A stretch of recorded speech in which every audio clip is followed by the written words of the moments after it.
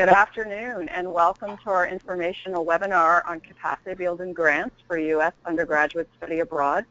My name is Leanne Dunsmore and I am the branch chief for U.S. study abroad at the U.S. Department of State. We thank you for joining us today.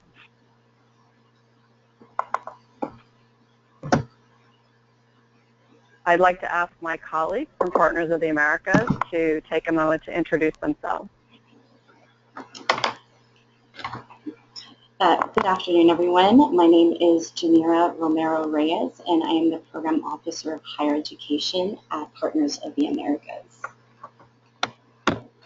And good afternoon, everyone. My name is Matt Clausen. I'm Partners of the Americas Senior Vice President for Public-Private Partnerships, and it's a pleasure to work with the State Department for this program.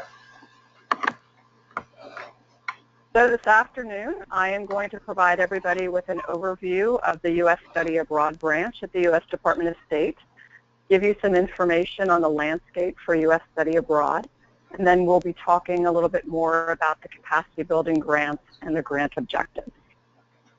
Next slide, please.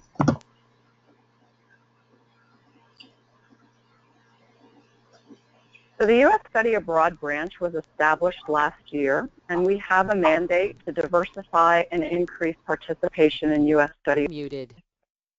We are doing that through the management of our existing study abroad programs and through building higher education institutional capacity for study abroad. We are also doing that through our advocacy work for the value of study abroad. Next, please. We manage two large existing grant programs at the State Department. The first program that we manage is the Critical Language Scholarship Program.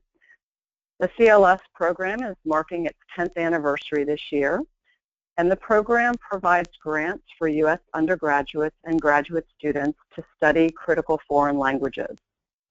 There are currently 14 critical languages of study, and students are able to study these languages at the beginning, intermediate, and advanced level of proficiency. We offer over 500 scholarships annually for intensive overseas language study, and students are enrolled in 8 to 10 weeks programs of study that include 20 hours of intensive language instruction, as well as cultural enhancement activities. Next, please. The other program that's managed by the branch is the Benjamin Gilman Scholarship Program. This program awards almost 3,000 students annually, awards of up to $8,000 for study abroad, and these students participate in study abroad programs throughout the world. Recipients must be U.S. citizens, enrolled at undergraduate institutions and colleges, and must be federally Pell Grant eligible. Next, please. We advocate for the value of study abroad through our website we developed, studyabroad.state.gov. The new website aggregates U.S. and foreign government resources in support of study abroad programs. It provides important health and safety information from the Bureau of Consular Affairs.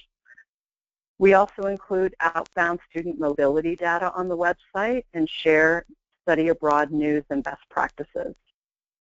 The study abroad website also provides location reports detailing U.S. study abroad participation by country and provides passport information and travel safety information by location. Next, please.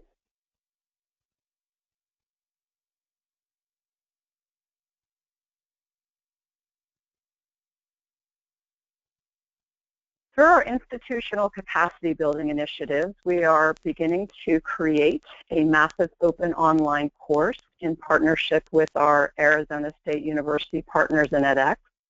The goal of this MOOC is actually to create a tool that university representatives would be able to use in order to create best practices for managing study abroad programs on their respective campuses. We anticipate that this MOOC will be available in the fall of 2016. Next, please.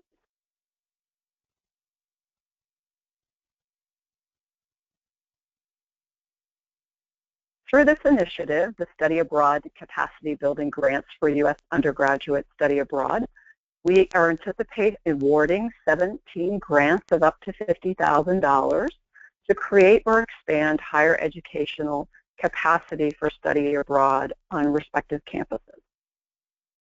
The goal is to expand access for students who have been traditionally underrepresented in study abroad on their respective campuses. And we also are interested in increasing capacity for study abroad in underrepresented disciplines and locations of study. The application deadline for this grant competition will be March 15th of this year. Next, please. To give you a sense of the landscape for study abroad, currently approximately 300,000 students are studying abroad in the United States each year, and with respect to the regional distribution, a large majority of those students are studying abroad in Europe, although we had some increased capacity in Latin America and the Caribbean this year and in other destinations over the year before. Next, please. The top 5 major fields of study for U.S. study abroad include the STEM field, business and management, the social sciences, foreign language and global studies, and fine and applied arts. Next.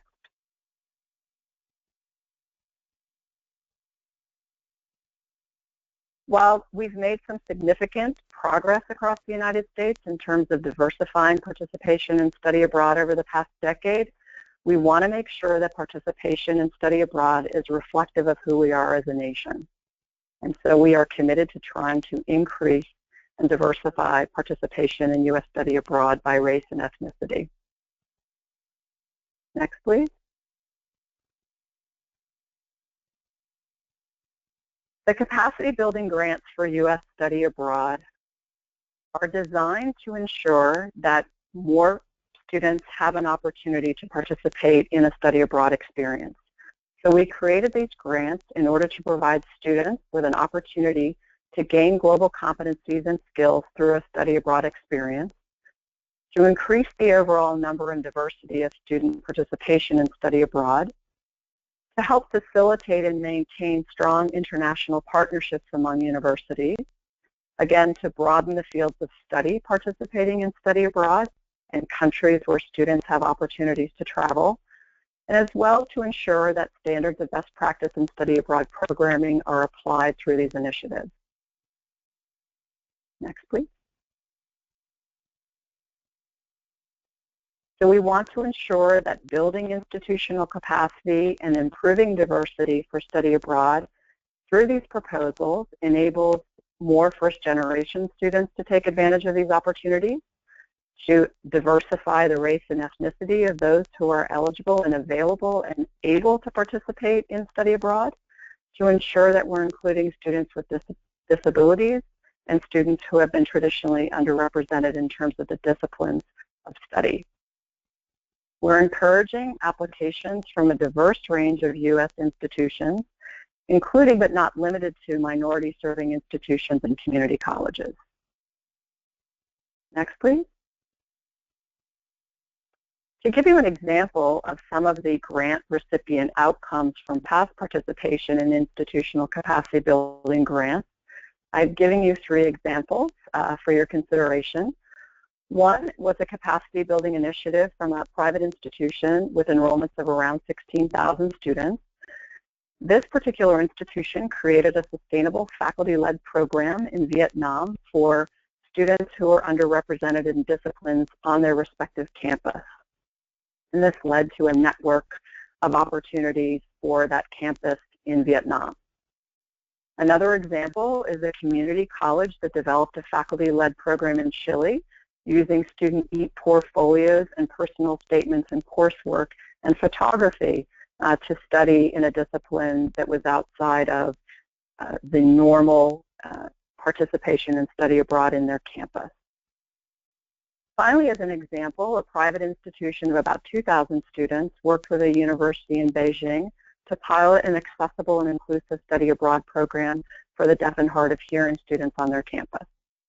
So these are just some examples of the kinds of programs that were created through past study abroad capacity grants. Next, please.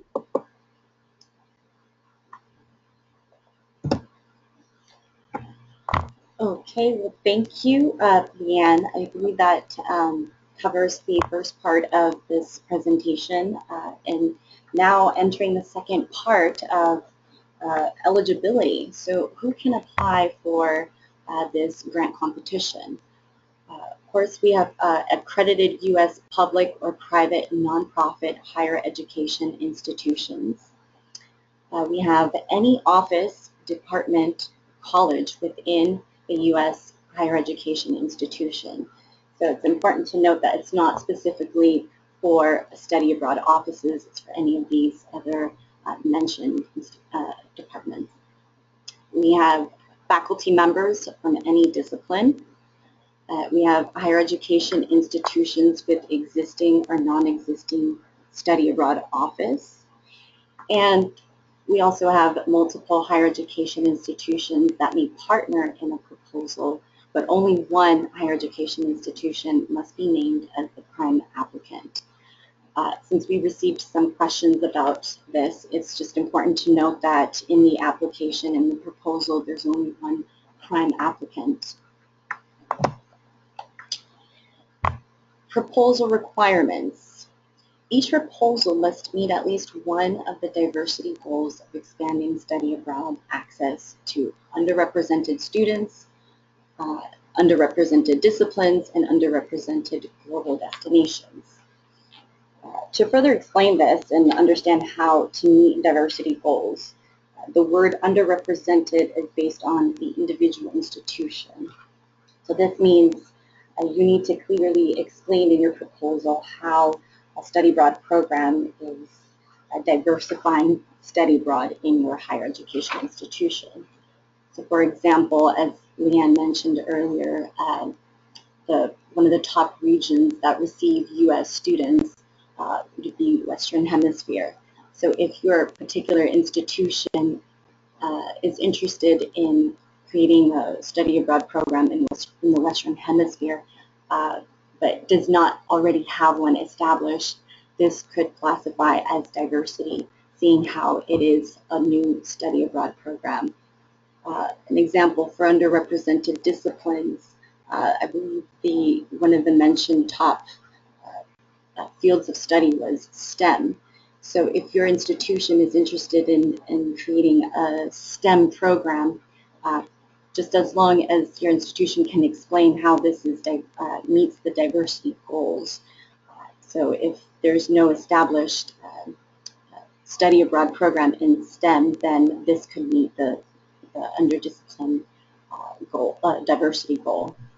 And underrepresented global destination, the same thing. If the program is looking to establish a study abroad office or program in a region that nationally would have high statistics, but your institution is not within that statistics, then yes, your institution would classify as eligible for meeting this diversity goal. Next, we have focused on undergraduate outbound study abroad. So again, this is for undergraduate and outbound, so U.S. students going abroad. Next, we have 10 pages maximum for technical proposal. In this proposal, we are looking for you to be able to provide an outline strategy that includes a program of study where a component of learning takes place abroad. You can clearly articulate expected learning outcomes of the program participants.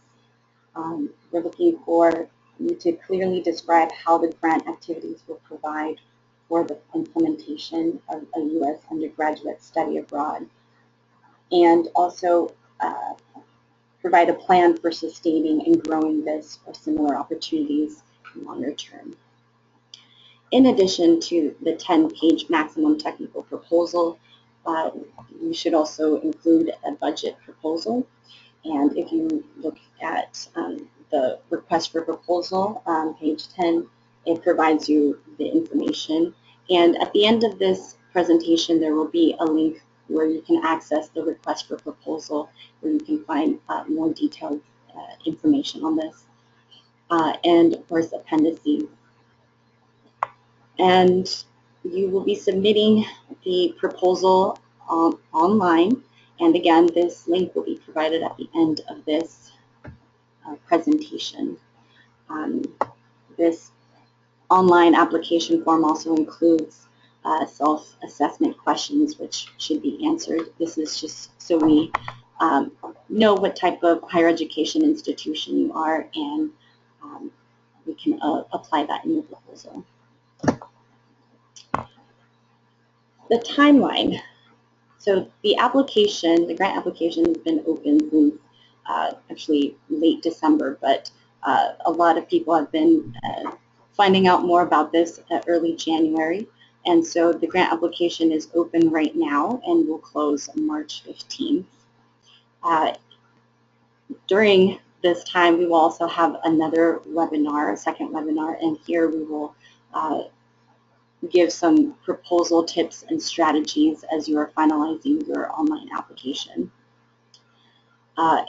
In March, so March 15th is the deadline, we will start the review process from March 18th to April 29th. It's about a 6-week process in which we will have a selection committee review these applications. And by May 31st, we will be announcing the awardees.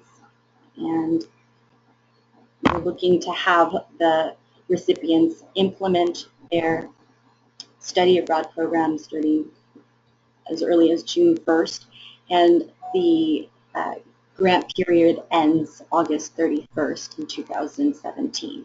So that means during this time period, the recipient must implement their study abroad program proposed.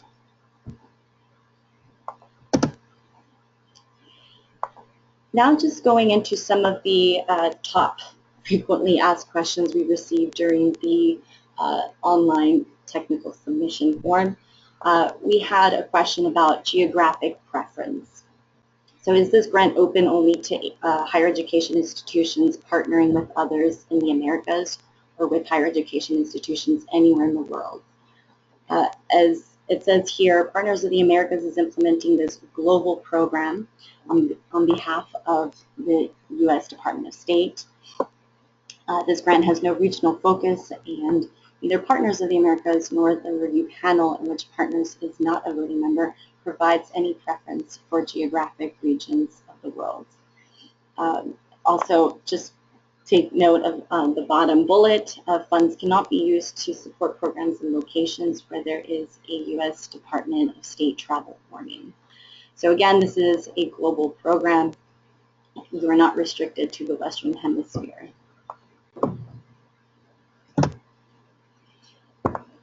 The next question is about partnerships and consortiums, and here we have consortiums of HEIs. Are consortiums of HEIs eligible to apply for this grant? As stated earlier, the prime applicant must be from a higher education institution. If awarded a grant, the funds will be dispersed to the primary higher education institution. However, funds can be used to support programming of a consortia and thus helping build capacity to other member institutions. So yes, it has to be a prime, and HEI has to be the prime applicant.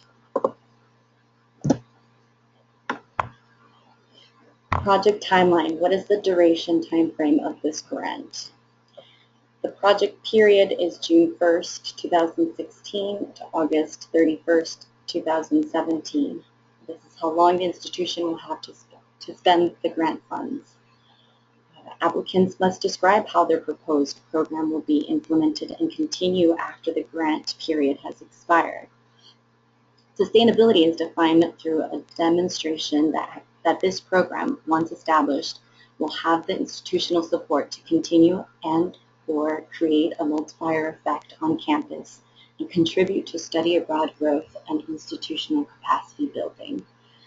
So yes, you will have to, the recipient will have to spend the grant funds within this time period, but we are also looking for proposed programs to give an explanation of how this will be sustainable even after this grant period ends. Faculty staff commitment. Does the requirement of a full-time director mean he, she must work on this project full-time? 100%. The proposed program must have a designated staff member who will be available to manage the study abroad program and respond to inquiries from partners and ACA. This staff member does not necessarily need to spend 100% of their time on this program, but again, there needs to be someone designated, a staff member designated to this study abroad program. And one of the last top questions that we received was about student expenses. Can student travel and other expenses be covered by the grant? Funding may not be directed toward individual students nor to subsidize their program costs and travel expenses. The only travel that may be supported by this grant is for faculty or staff. The applicant must give a well-justified reason as to why, how, faculty or staff travel will support the goals of the capacity building activities outlined in the proposal. Okay, so in concluding this part 1 and part 2, we have that the U.S. Study Abroad branch seeks to promote diversity and participation in study abroad. The objective of this grant is to build capacity of U.S. higher education institutions to expand access to study abroad to underrepresented students, underrepresented fields of study, and underrepresented destinations. Any public or private U.S. higher education institution proposing to meet at least one of the above points for diversifying study abroad is eligible to apply for this grant competition. The next date to keep in mind is February 24th of this year, where we will have a second webinar, technical webinar, and here we will dive deeper into the RFP, the request for proposal, and proposal process. And again, the deadline for the competition grant is March 15th, 2016.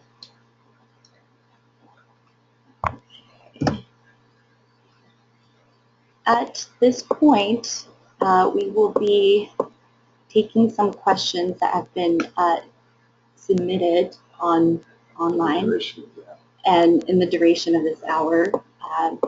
Again, this webinar will end at 2 o'clock, and if we are not able to answer all the questions, please feel free to email the contact that will be displayed at the end of this slide, and we will be answering them as soon as possible. And there we go. Let me just show you these slides again. So this right here will be your contact information should your questions not be answered today, or if you have any follow-up questions regarding the capacity building grant. This slide, or this website right here, will direct you to the state website right here. This request for proposal link will take you to this page right here, 15 pages long. This link right here, the online application form, will direct you to the online application form, where you will see, again, important dates, all the required information for submitting this application. And you will see we want primary contact information, proposal submission. These are instructions for when you are uploading the requested document. So please make sure that it's in PDF document and that you are saving it with this title. So it's U.S. Study Abroad and the name of your institution. And right here we have a list again of the information that we were requiring from you. And when you are complete, again, everything in PDF form, you can upload it right here and submit.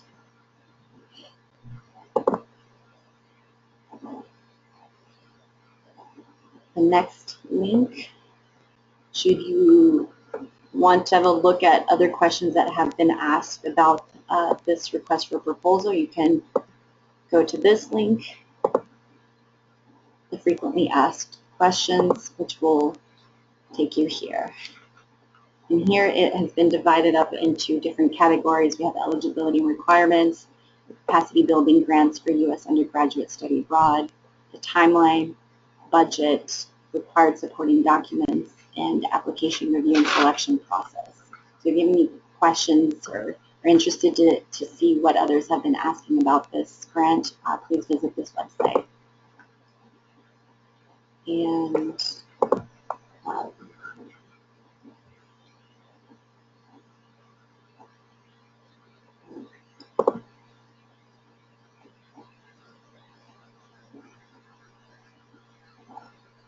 so again, we will be answering questions via the text box below.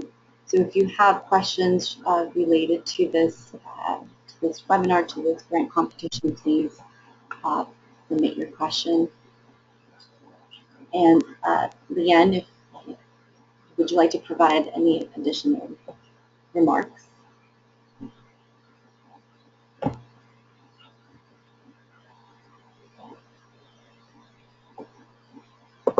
No. No, okay.